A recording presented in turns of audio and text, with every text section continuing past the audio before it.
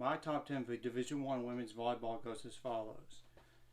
Wisconsin at 1, San Diego 2, Texas at 3, Louisville 4, Nebraska 5, Ohio State 6, Pitt 7, Stanford 8, Minnesota 9, Georgia Tech 10.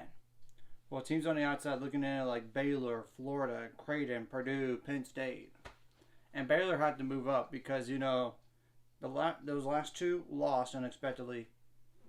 And two unranked opponents, or even twice, like in Penn State's instance.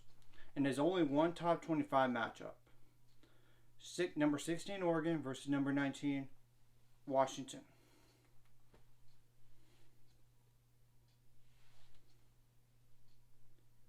I believe that's the only. I believe I got that rank for that game right. But let me check real fast before going into the coaches poll.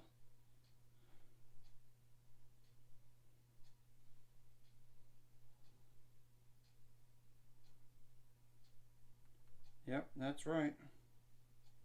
Now the coaches poll will go, and there's quite a few differences, by the way, between my top 10 and theirs in the top 10.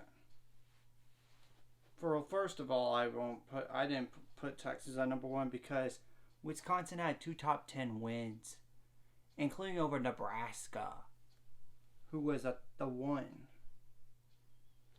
Well, according to the coaches poll, Texas at 1, San Diego 2, Wisconsin 3, Nebraska 4, Louisville 5. Nebraska and Louisville have 1 first place vote, while San Diego has 4 first place votes, and Texas has 54. Ohio State 6, Pitt 7, Stanford 8, Minnesota 9, Georgia Tech 10, Baylor 11, Florida 12, Creighton 13, Purdue 14, Penn State 15, Oregon 16, Marquette 17, BYU 18, Washington 19, Kentucky 20, Rice is 21, Western Kentucky is number 22, Houston 23, UCF 24, and the new team is in the top 25, and that's Iowa State. Other teams receiving votes are like Arkansas with 23, Washington State with 22, Pepperdine with a 14, Michigan had 17 votes, Southern California, which is USC, with 13. Towson with 13, Northwestern with 6, and Colorado with 4. Now, I'm going to go over the RPI, which is important for the NCAA tournament. Tournament, by the way. It is important. Texas at 1, Louisville 2, Ohio State 3, Stanford 4, Wisconsin 5, Nebraska 6, Pitt 7, Florida 8, San Diego number 9, Kentucky number 10.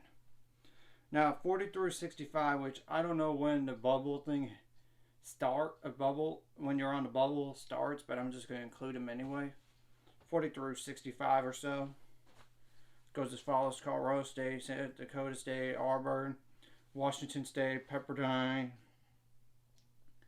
LMU, Loyola Marymount, California, Texas A&M, Texas Tech, Kennesaw State, Miami, Florida, TCU, Florida Gulf Coast, Towson, Bowling Green, UTRGV, SMU, Utah State, University of Northern UNI, which is Northern Iowa, Hawaii, High Point, UCLA, Illinois, North Carolina, Tennessee, SFA, San Diego State. Not San Diego, Long Beach State.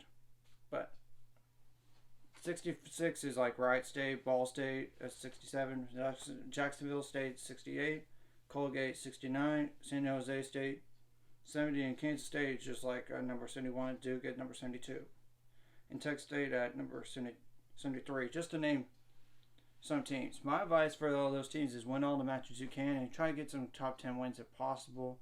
That is if you can, and you can't have any bad losses.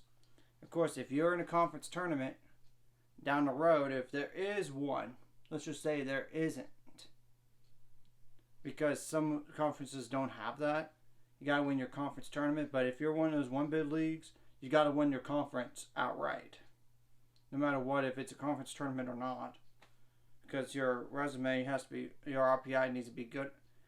Might not be good enough to just get in based on that if you're on a bubble and somebody else wins the conference. That's just breaking it down right there. Like and subscribe if you're not already. Let's get me to 400 subscribers and more by the end of this year.